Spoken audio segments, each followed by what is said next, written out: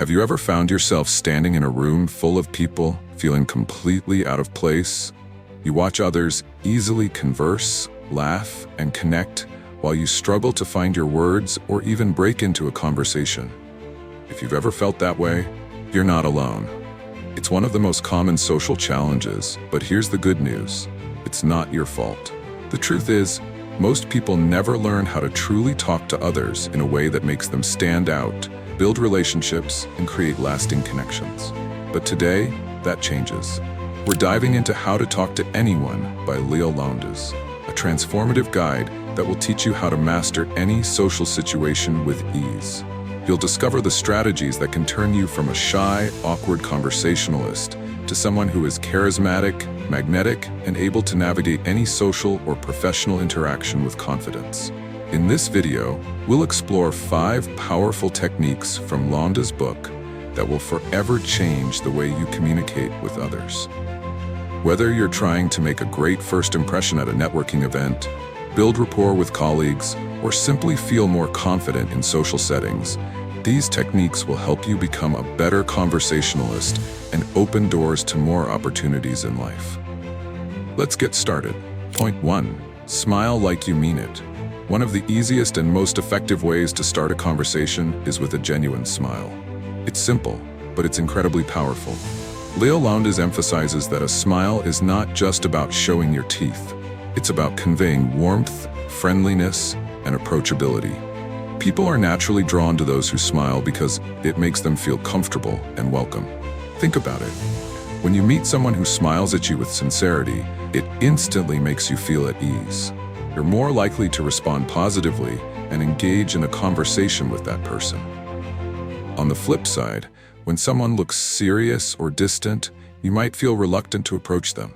Smiling signals to the other person that you're open to communication, that you're approachable, and that you genuinely want to connect with them.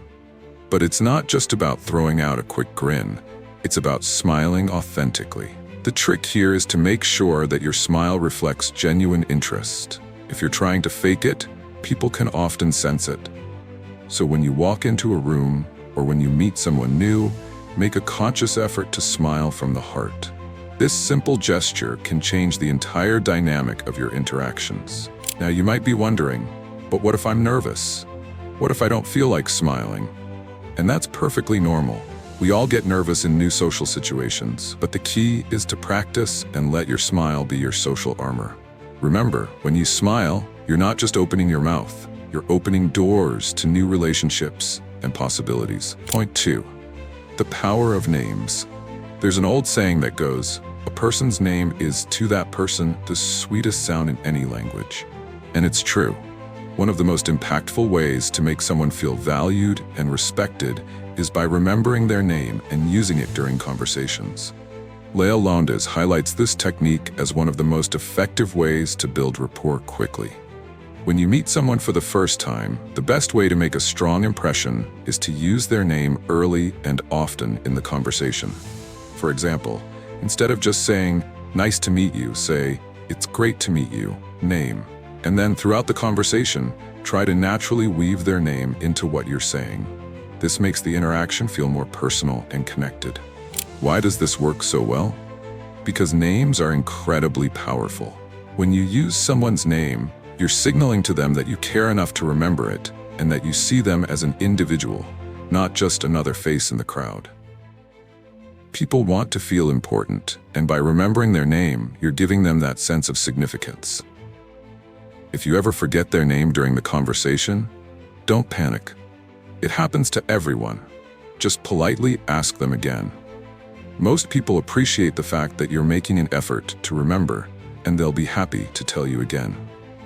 The key here is to always show that you're actively listening and paying attention, and using someone's name is one of the easiest ways to demonstrate that. Point 3. Master the art of open-ended questions. Once you've broken the ice with a smile and remembered someone's name, the next step is to keep the conversation going. And one of the best ways to do that is by asking open-ended questions. An open-ended question is a question that can't be answered with a simple yes or no. It encourages the other person to share more about themselves, their experiences, and their opinions. For example, instead of asking, "Did you have a good weekend?" ask, "What did you do over the weekend?" Or instead of asking, "Did you like that movie?" ask, "What did you think of that movie?" The reason open-ended questions work so well is that they invite the other person to open up and share their thoughts. People love to talk about themselves, their passions, and their experiences. And when you ask open-ended questions, you're giving them the space to do just that. This shows that you're genuinely interested in them as a person, and not just trying to fill the silence with small talk. But here's the secret. Don't just ask any open-ended question. Ask questions that invite deeper conversation. Instead of asking generic questions, ask questions that make people think or that tie into their personal values. For example, if you're at a networking event, ask someone, "What motivated you to get into this industry?" rather than, "What do you do for work?" This opens the door to a richer conversation and can help you find common ground faster. Point 4. Active listening, the secret to true connection. Now let's talk about something that will truly make you stand out as a conversationalist: active listening. Most people think that talking is the most important part of a conversation. But Leil Lowndes argues that the real key to great communication is listening. When you actively listen to someone, you're not just hearing their words, you're paying attention to their tone, body language, and the emotions behind what they're saying. You're making a conscious effort to understand them on a deeper level. Active listening involves more than just nodding and saying, "Uh-huh," every now and then. It means giving your full attention to the person you're talking to and showing empathy. For example, if someone is telling you about a challenging situation at work, instead of just offering advice or jumping in with your own story, try reflecting their emotions back to them. You could say, "That sounds really tough. It must have been frustrating for you." This type of response not only shows that you're listening, but it also shows that you understand and care about what they're going through. When people feel heard and understood, they're much more likely to trust you and want to engage with you on a deeper level. This is the kind of connection that leads to lasting relationships, whether in business or personal life. Point 5. Leaving a lasting impression. The final technique I want to share with you today is one that many people overlook: the way you leave a conversation. Think about the last time you had an unforgettable conversation. What made it stand out? Was it just the words spoken, or was it the way the conversation ended? Leil Lowndes teaches us that the way you say goodbye is just as important as how you say hello. When you wrap up a conversation, make sure to leave the other person with a positive impression.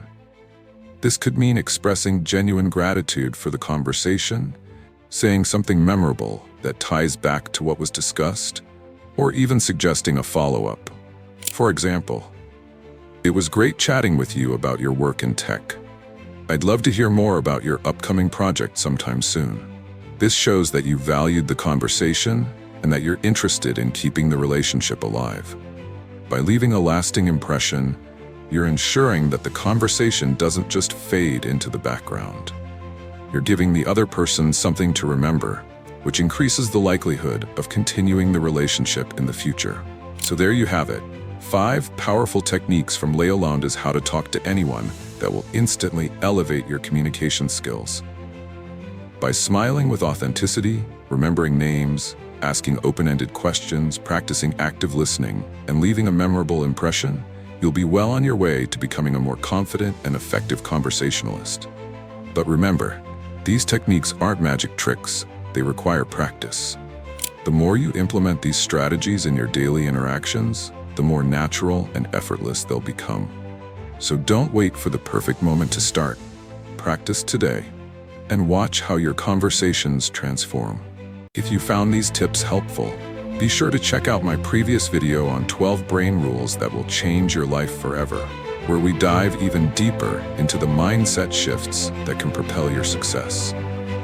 Click to watch it now and keep building the life you deserve.